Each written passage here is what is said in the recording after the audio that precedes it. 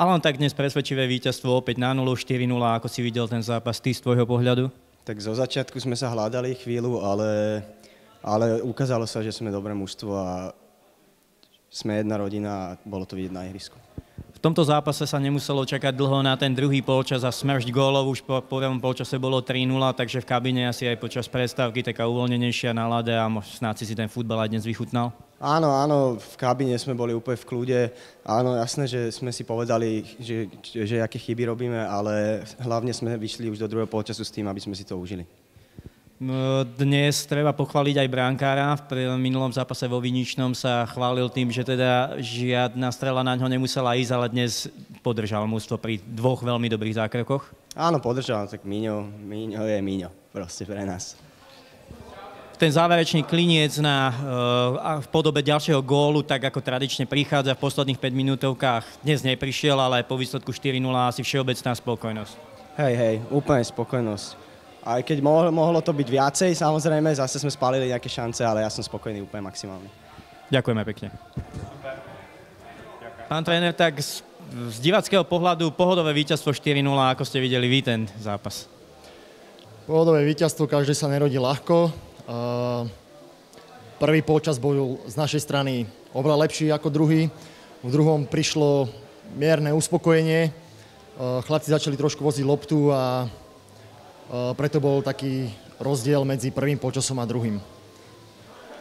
Ja sa im chcem opäť poďakovať, jak po každom zápase, lebo naozaj nechali tam srdce, nechali tam bojovnosť a patrí im ďaka.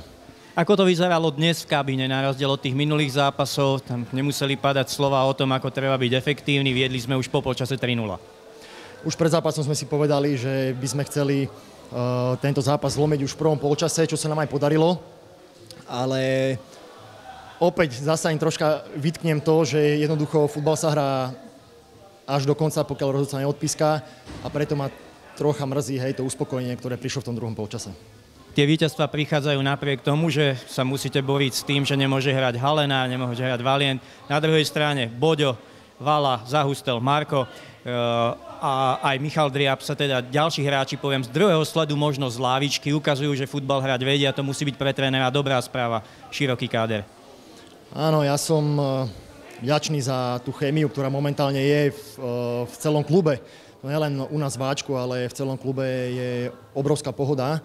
A naozaj, ja už som to spomínal pred 2 týždňami asi, keď sme robili spolu rozhovor, že my sme všetci seberobní v tejto kabíne a keď dostane hocikdo šancu, tak vidíme sami, že sa každý z nej zhostí, čo ma veľmi teší, hej.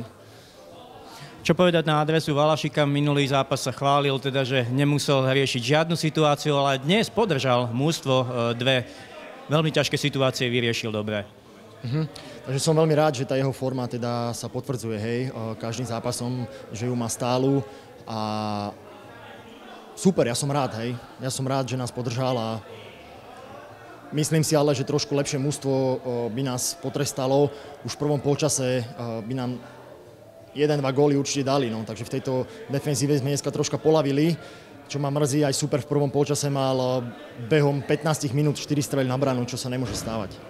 Na druhej strane musí tešiť tá kombinačná hra alebo chuť hráčov. Dnes tie prihrávky nachádzali adresátov finálne, ale vôbec aj tá medzihra bola vedomá, zámerná. Chlapci hrali vyložene do kombinácie. My vieme, čo chceme hrať a za tým si ideme každý zápas. Záverečný kliniec dnes neprišiel v podobe posledného gólu v poslednej 5 minútovke, napriek tomu musí byť spokojnosť. Áno, samozrejme, som rád za každé víťazstvo. A opakujem, som rád za to, ako chlapci nechali to srdce, to petržalské srdce na ihrisku. Za to im patrí ešte raz veľká vďaka. Ďakujeme pekne.